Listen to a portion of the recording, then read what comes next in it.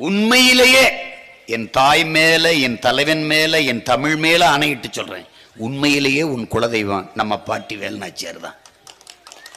மாதர் குலத்தின் திலகம், மங்கையர்கள் போற்றக்கூடிய பெண்மகள் உலக வரலாற்றில் உண்டென்றால் அது நம்ம அப்பத்தா வேலுநாச்சியார் தான். உனக்கு நல்லா கொஞ்சிக்க, இலக்கியவாதி, சிந்தனையாளன், புரட்சியாளன் எல்லாம் பெண்மகள் எப்படி இருக்க வேண்டும் என்று எழுதுவானோ, சிந்திப்பானோ, கற்பனை செய்வானோ அப்படி வாழ்ந்து மறைந்த மகள் உலக வரலாற்றில் என்னுடைய பாட்டி வேலுநாச்சியார் என்பதில் எனக்கு பெருமையும் திமிரும் இருக்கு.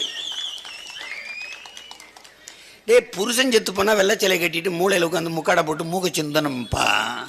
அந்த காலம் பெரியார்லாம் அன்னைக்கு இல்லப்பா. நீங்க பேசுறீங்கள புரட்சி, சீர்திருத்தம், அதுக்கு முன்னாடி என்னுடைய